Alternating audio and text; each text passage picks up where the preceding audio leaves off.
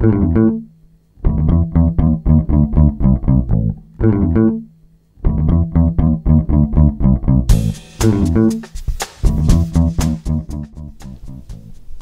and welcome back. This is Rob's Feed Today, episode number 63, and I'm Rob Shendo. And friends, it is red hot. Earlier this week, I was looking at a map of the United States, and I was struck by red everywhere on the map. With the exception of maybe Minnesota and the Dakotas, every state had temperatures, heat indices of the 100-degree range. Where are those right-wingers who say that global warming is a farce? Now, they're silent. Maybe you're a college student living in a dorm. Maybe you just live in a small studio apartment. What you need to do is get over to dormco.com/Rob. Once you're there, you'll find all kinds of items specifically designed for folks living in small spaces. That's dormco.com/Rob. I've been told that I look good in red, so I decided I would, being that it's red hot out here in Chicago these days, I would wear red today for this podcast episode. And right now, I just looked, and the temperature is 91 degrees. It does sound to me like climate change is in effect. My hometown of Milwaukee has really suffered, had the second greatest rainfall amount in a 24-hour period in history just yesterday. Today is Friday, the 23rd of July.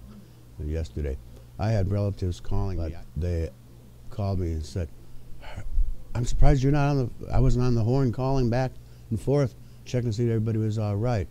What an intersection that!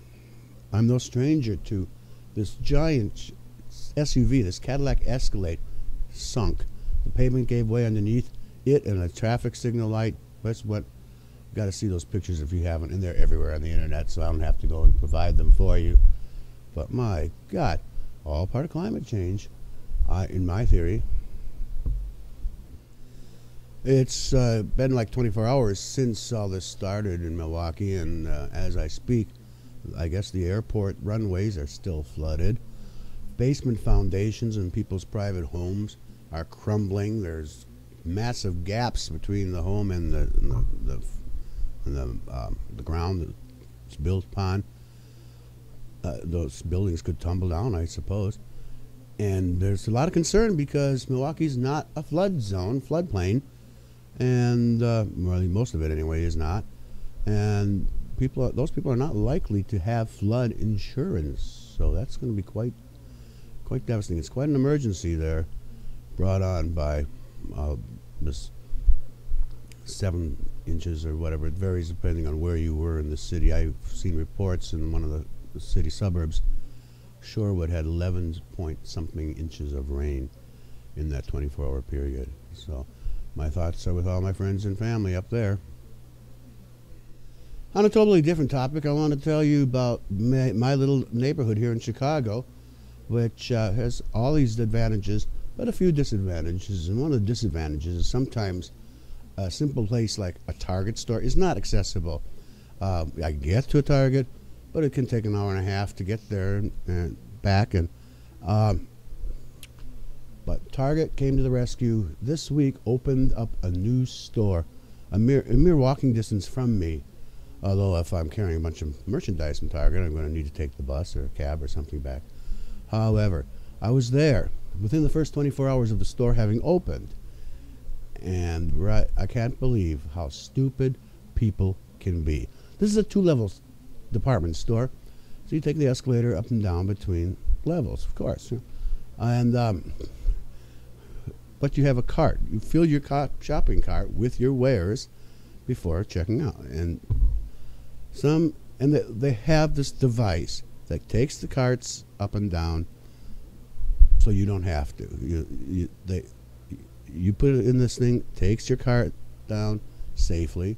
You take the moving stairs down.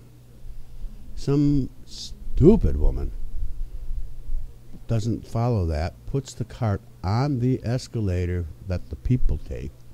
The cart goes tumbling down, knocking over like bowling pins the people who are on the already on the escalator in front of her, hurting them and ruining like there were eggs and things that had been in that shopping cart that were smashed, and all because some idiot, I want to say fucking woman, just did no sense in doing this. I could not believe. I've never seen anything like that. I couldn't believe people can be so stupid, but here it was. I did not witness it. I only heard the commotion after the incident happened and went over there, but I can't believe. And I only wish, although the people that were below her on the escalator were not happy and were rubbing their thighs. They may have been injured. Could have been seriously injured. One of them was complaining that she had these $100 shoes on that were new, now were probably ruined, because this stupidity. Now, it's posted, do not put carts on the escalator, but looking at the woman, I kind of doubt that she can read English, but I don't care if you can read English or not. That was just plain fucking stupid. And I cannot believe sometimes some people are too stupid for their, so stupid that they're a danger to society.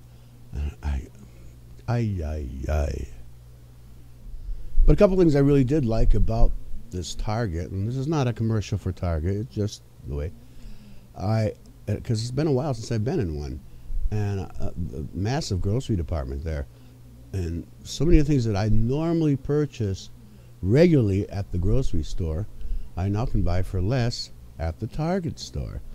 And the other thing that just struck me while I was there, looking at the other customers, how many same-sex couples there were in shopping in that store. It was like, my God, it's as pretty a place to be as a gay bar would be.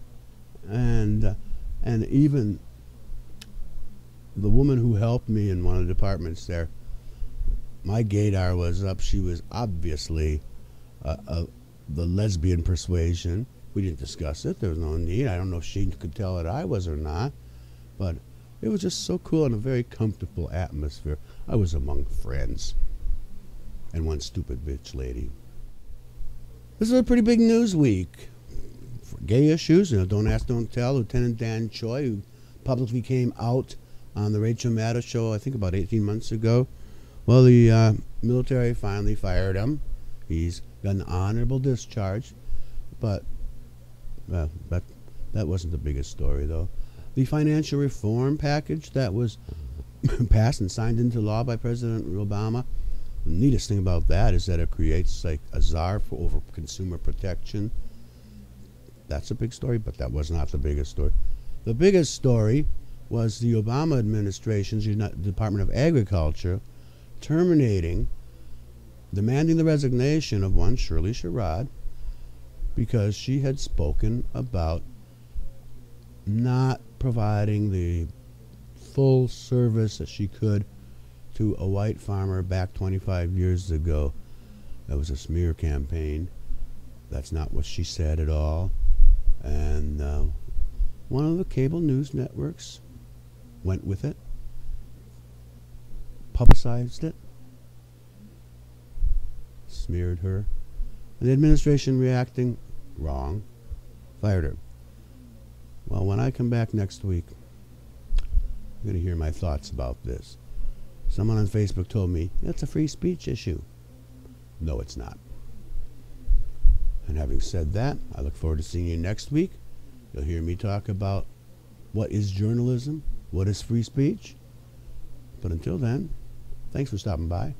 That's all I'm going to say.